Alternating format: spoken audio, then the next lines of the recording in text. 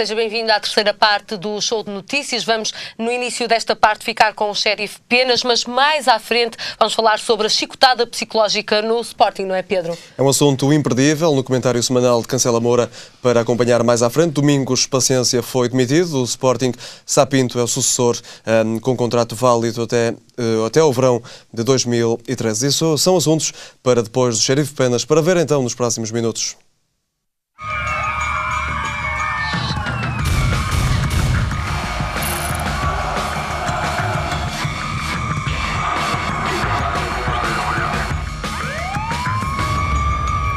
Sheriff Penas falou, está falado. Olá, eu sou o Sheriff Penas. Hoje mais dois casos complicados, arrepiantes, vai ver. Muito arrepiantes. O bebé de 2 anos viu o seu próprio pai violar a sua mãe. É verdade, bebé de 2 anos viu o seu próprio pai violar a sua mãe. Dizem estudos científicos que as crianças, quando presenciam factos que os marcam, nunca mais esquecem. Até aos 4, 5 anos, as crianças conseguem fixar na sua mente casos que os vão marcar para a sua vida. Agora imagine uma criança de 2 anos a viver, desde que nasceu, num ambiente de violência. Mas ninguém contava isto às autoridades. Mas esta família não vivia isolada. Esta família vivia em Vila Nova de Gaia. Vivia no centro de Vila Nova de Gaia. Esta mulher de 22 anos, que todos os dias aparecia com marcas por todo o corpo, que se queixava, mas não houve uma alma que dissesse qual era o caminho que ela tinha que ter.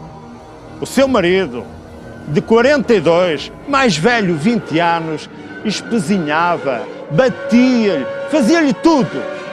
E mais, ela sabia que lhe doía mais se ele fizesse isso na presença do seu próprio filho de 2 anos. Uma criança de 2 anos a sofrer tanto. Mas porquê? Agora percebem porque é que isto é arrepiante.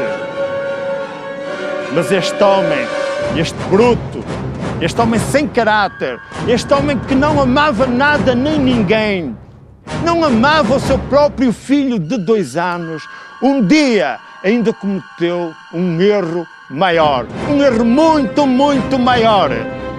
Obrigou a sua mulher de 22 anos a fazer sexo com ele na presença do miúdo. Ela ao colo e ela violá-la, ela com o miúdo ao colo e ele a violá-la.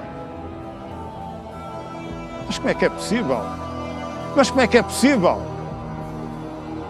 Esta mulher ganhou força. Esta mulher várias vezes saía de casa, mas ele ia buscá-la. Mais uma chapada, mais um murro. Esta mulher quase não tinha família, não tinha um irmão a doer-se por ela, não tinha um pai a doer-se por ela, não tinha um amigo a doer-se por ela. Tinha um marido bruto. Mas um dia, esta mulher com 22 anos ganhou força suficiente, fez queixa às autoridades, foi à polícia, mostrou as marcas, mostrou as nódoas do seu corpo, mostrou um olho completamente negro e disse o que é que este homem fazia. E disse o que é que ele fazia, este bruto. A autoridade agiu, a autoridade foi lá à casa e apanhou em flagrante, apanhou ele a bater-lhe. Foram feitos exames, provou-se a violação, a Polícia Judiciária agiu. Este caso agora está no Tribunal de Gaia. Este caso vai ser julgado. Este homem está em prisão preventiva e eu digo bem, Xerife Penas diz bem. Está muito bem em prisão preventiva. Este caso, digam lá, é muito arrepiante, mas digam, por isso é que eu estou mesmo a temer, eu tremo com isto. Uma criança de 2 anos, vocês já viram? Uma criança de 2 anos a passar por isto. Bem, pois é. Este caso, complicadíssimo, muito complicado. Mas o Xerife Penas já disse o que tinha a dizer sobre este caso. O Xerife Penas falou, está falado. Mas agora, desculpem, mas isto é tremendo para mim. O segundo caso que vos apresento é um caso de um filho que tudo deve ao pai. O pai fez tudo por ele. Tudo. E sabem qual foi a paga do filho para o pai? Pois, atropelou propositadamente. Atropelou o pai propositadamente de 75 anos. O Michael Barbosa, de 35 anos, atropelou o pai, Mário Barbosa, matou propositadamente. Já foi condenado a 22 anos de cadeia. O Ministério Público recusa. O Ministério Público aceitou que o advogado da defesa deste energume apresentasse um recurso porque acha que este homem é quase inimputável. Mas agora repara, é que você ainda não sabe muita coisa desta história. Você não sabe ainda muita coisa desta história.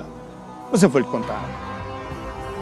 O pai de 75 anos foi imigrante nos Estados Unidos. Com ele estava o filho, o Michael Barbosa.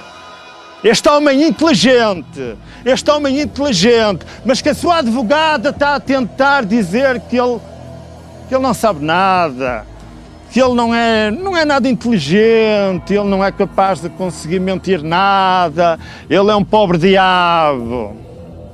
Pois é, mas agora veio-se a saber, este homem conseguiu enganar, imaginem, os serviços secretos americanos. Este homem até os serviços secretos conseguiu enganar. Companhias seguradoras dos Estados Unidos foram ludibriadas por este homem. Sabem o que é que este homem fez? Este homem também tem um irmão. Sabe o que é que ele fez? Simulou a morte do irmão para receber a fortuna do irmão. Simulou a morte do irmão para receber a fortuna. Para receber a sua fortuna. Este homem que andava por maus caminhos, que tudo quanto ganhava, tudo quanto perdia. Só lhe faltava perder mais uma coisa. O pai. O pai era muito rico. O pai tinha uma grande fortuna. E agora vejam a estratégia maquiavélica que este homem arranjou para ficar com a fortuna do pai, para ficar com o seguro de vida do pai. Imaginem o que é que este homem foi fazer. Imaginem o que é que ele fez. Esperou pela saída do pai e no momento em que ele ia atravessar a rua, no momento em que ninguém estava a ver, arranca com o seu carro, atropela o pai, passa por cima do pai e matou-o. Foi estacionar o carro novamente no sítio onde estava, vem a polícia, vêm as ambulâncias todas, o homem vai para o hospital, está morto. O homem vai ao funeral do pai, tristonho. Mas quem foi? Comentam os vizinhos. Quem foi? Como é que isto foi? Ninguém viu o acidente. Pois é. Mas por baixo do prédio existia um café. E um dia, uma senhora estava nesse café e ouviu comentar o caso. Sabe o que é que aconteceu? Ela disse, eu sei quem foi! Eu sei quem foi! Eu sei quem foi! Andei a ver se não dizia nada, porque estava com medo que ele ameaçou. Mas eu sei quem se foi! Quem foi? Foi o filho! Vão fazer perícias ao carro do filho. Vão ver o smart do filho. Eu vi. Faço uma luz na resolução do caso. A Polícia Judiciária já não sabia o que fazer. Mas perante tanta prontidão, perante tanta força daquela senhora em querer ver o caso resolvido, soltou-se. Ela disse, ele pode me matar um dia, mas eu vou dizer a verdade. Foi eu, filho, que matou o pai. A Polícia Judiciária entrou em ação. Exames periciais provaram isto. Este homem está em prisão preventiva. Digo eu, está muito bem. Faço um apelo. Eu faço aqui um apelo a todas as pessoas que vejam crimes, que não tenham medo de os denunciar. Eu farei isso mesmo. Mas o xerife Penas falou, está a falar. Adeus.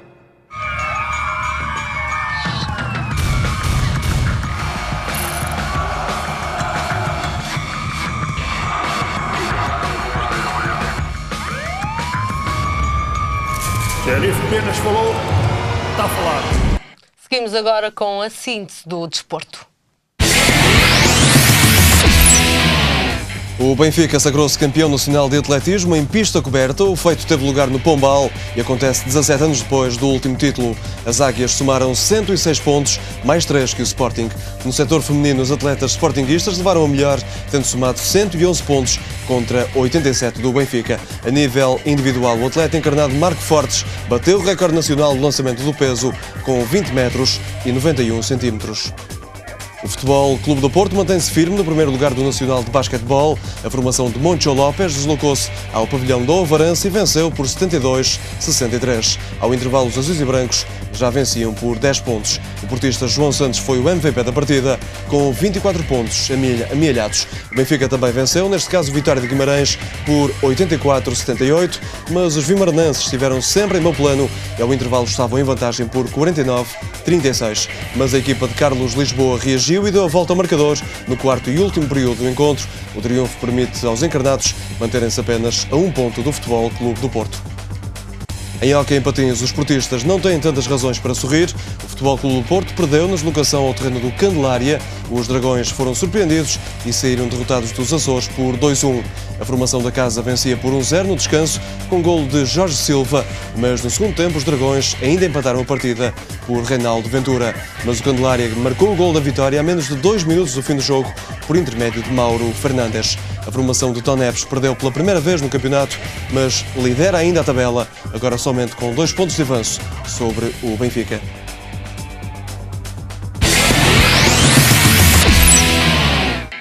É o assunto desportivo do dia, a saída de Domingos Paciência do comando técnico do Sporting.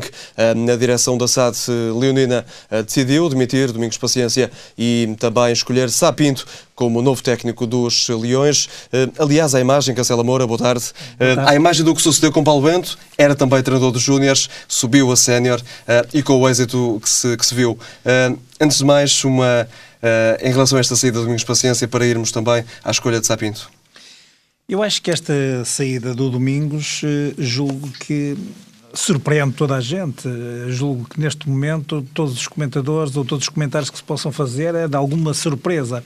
Ontem o presidente Godinho Lopes dizia, e hoje ainda está nos diários, que efetivamente o Sporting que não poderia colocar, ou não faria sentido colocar a saída de Domingos como qualquer solução para este momento difícil do Sporting. Na verdade, hoje somos confrontados com um comunicado com meia dúzia de linhas, onde o Sporting refere que rescinde com o treinador Domingos Paciência. Parece que os próprios termos do acordo de rescisão ainda nem sequer estarão todos decididos, e anuncia desde logo a contratação de Ricardo Sapinto até junho de 2013, portanto por 1 ano e meio, o que convirá dizer trará um certo risco, atendendo a que no futuro próximo os resultados poderão até determinar outro tipo de escolhas, quem sabe... Mas antes de abordarmos essa escolha, em Portugal já estamos habituados a votos de confiança de presidentes darem, normalmente, numa demissão na semana seguinte. Foi o que se passou aqui com o Sporting? Os factos que confirmam exatamente isso. Ontem o presidente do Sporting afirmou e reiterou confiança total no treinador, e hoje veio dar o dito pelo não dito. Aqui o que é mais importante dizer é que eu acho que o Sporting tem sido uma autêntica máquina de triturar treinadores. São 12, é importante referir, 12 só neste século XXI, portanto 12 épocas, 12 treinadores. Mas independentemente disso, que até poderia ser um facto meramente aritmético, conviria referir 2 ou 3 nomes para que as pessoas compreendam que no Sporting o Domingos Paciência não tinha nada que provar. Tinha feito, de facto, um trajeto quase imaculado no Sporting de Braga, com muito menos recursos, com muito menos dimensão e, portanto, duas excelentes épocas. Mas, por exemplo, o Carlos Carvalhal ou o Paulo Sérgio, quer dizer, desde que saiu o Paulo Bento, nunca o Sporting encontrou alguém com um registro mínimo para poder orientar a equipa, ou pelo menos a estabilidade que se pretenderia do ponto de vista e ao nível desportivo. Eu julgo que, ao contrário daquilo que acontece noutros campeonatos, aqui o Sporting, mais uma vez, tomou a decisão mais fácil, que é rescindir com o treinador e, provavelmente, arriscar-se a um período de grande instabilidade, quer do ponto de vista desportivo, quer, nunca se saberá, do ponto de vista diretivo, porque a grande aposta desta direção foi quase recomeçar tudo de novo. Julgo que não está nenhum desses objetivos em causa. É preciso dizer que houve 16 contratações, o próprio Domingos Paciência construiu uma equipa paulatinamente, e eu julgo que aqui também importará a sacar algumas responsabilidades a um clima de euforia precipitado que o Sporting teve depois do jogo com o Paços de Ferreira. Convém referir que, por exemplo, o Sporting apenas ganhou ao Guimarães relativamente aos primeiros 9 classificados da tabela classificativa, o que denuncia que o Sporting ainda estará no ano 0 da era Domingos, e que provavelmente teria muito que consolidar, quer nos processos de trabalho, quer inclusivamente na construção de equipa, para ganhar rotinas e ter um coletivo que pudesse ombrear com os grandes. Algo que deveria ter sido assumido desde o início da época, não lhe parece? Eu penso que esta euforia que se precipitou, quer dos próprios dirigentes, mas eu julgo que depois os adeptos acabam por exigir muito mais à equipa, julgo que esta euforia que foi prejudicial a alguma racionalidade que seria necessário ter nesta fase do trabalho do próprio treinador. Mas julgo que aqui as coisas são sempre resolvidas pelo elo mais fraco, e, portanto, julgo que é uma precipitação, uma decisão precipitada, eu diria, por parte da direção do Sporting, ou da direção da SAD do Sporting, e eu julgo que isto pode fazer com que o Sporting pague caro esta saída, porque julgo que para o futuro, ou no futuro muito próximo, poderá eventualmente ter outro tipo de complicações. Ricardo Sapinto já foi anunciado como sucessor de Domingos Paciência até junho de 2013. Cancela Moura, é uma escolha algo inexplicável. Digo isto porque, pelo passado turbulento que Sapinto tem em Alvalade, por ter sido um jogador muito ferver em pouca água, esta escolha como treinador, ele que vem dos Júniores, o que é que lhe parece? Eu diria que eu vou aqui fazer uma referência quase a um ditado português, que esperemos que não seja pior emenda que o soneto, por uma razão muito simples. Ricardo Sapinto foi um jogador sempre muito truculento. Aliás, ele quase acabou a carreira com um diferendo físico, uma contenda física com o então selecionador nacional Artur Jorge. Depois, como diretor desportivo, e isto foi o último facto no Sporting, viu-se arredado das funções de diretor desportivo por uma contenda de balneário com o Lee Edson. Depois, julgo que também ele, além de ferver em pouca água e ter este perfil, que obviamente também tem algumas coisas que são positivas, que é a emotividade com que efetivamente pode pôr nas coisas, o seu sportinguismo não está em causa, é um homem da casa e de facto isto é uma grande vantagem para alguém que possa treinar o Sporting, mas, e também não queria pôr aqui em causa os seus conhecimentos técnicos, com certeza ao longo da sua carreira e esta última fase sei que preparou-se em termos de formação para poder ascender e ter a qualificação necessária para ascender a um lugar desta natureza, mas de facto é muito arriscado numa fase tão difícil, tão delicada, do ponto de vista, no plano desportivo sobretudo. O Sporting está a 8 pontos do terceiro classificado, que dará o lugar à pré-eliminatória da Liga dos Campeões, e portanto é o Braga. O Braga está de facto a fazer um campeonato muito bom, muito regular, e será muito difícil o Sporting alcançar aquela posição. Era recomendável que a escolha pudesse recair, ainda que demorasse mais tempo, que fosse mais ponderada e que pudesse recair em alguém muito experiente, muito mais experiente, que pudesse fazer uma transição pacífica para uma nova época. E provavelmente aqui o Sporting poderá ainda ter que equacionar portanto, aquilo que seja a prestação do Ricardo Sá Pinto até ao final da época, mas já se comprometeu com ele para a época 2012-2013, o que eu acho, na minha modesta opinião, pode ser um risco muito grande. Será um contrato de 1 ano e meio. Exatamente. Cancela Moura, o Benfica segue em frente no campeonato com 5 pontos de avanço sobre o Futebol Clube do Porto. Não tem facilitado a equipa de Jorge Jesus? Não, o Benfica este fim de semana fez, na minha ótica, talvez um dos melhores jogos que provavelmente terá feito no Estádio da Luz esta época. O Nacional esteve muito bem, foi uma equipa desinibida, estendeu-se em todo o campo, surpreendeu o Benfica penso que nos primeiros 10 minutos, se o Nacional tivesse obtido um golo, ninguém se surpreenderia. Não levou nenhum autocarro à Luz? Não, esteve muito bem, eu acho que durante todo o jogo, aliás, durante aqueles primeiros 10 minutos, e depois de ter obtido o golo e ter reduzido para 2-1, houve também ali um período até ao final da primeira parte em que o próprio Nacional conseguiu boas jogadas de envolvimento atacante que poderiam ter resultado em golo e no fundo equilibrou um bocadinho o jogo. Eu diria que o Benfica, de facto, teve uns furos muito acima daquilo que é habitual, na linha da frente com jogadores como, e mesmo no meio campo, mas jogadores na forma como estão, o Aimar, o Gaetan e o Nolito, por exemplo. E o Rodrigo, essencialmente. Ele já ia lá chegar, mas quando provavelmente depois podem servir jogadores que, como neste momento, têm a forma do Rodrigo. E, eventualmente, também o Cardoso, que tem sido quase implacável. Ele só não fez um jogo perfeito por ter falhado o penalti, mas logo aos 15 minutos mandou uma bola à trave, um pontapé portentoso. E, portanto, eu julgo que seria quase impossível o Benfica ter perdido este jogo. O Nacional reduziu para 2-1, como eu disse, aos 20 e poucos minutos, com um lance, infelizmente, que eu acho que muito mal interpretado pelo árbitro. Foi uma jogada perfeitamente casual entre dois jogadores que tinham os olhos na bola e que chocaram um com o outro. Eu julgo que aquela grande penalidade também não faria grande sentido.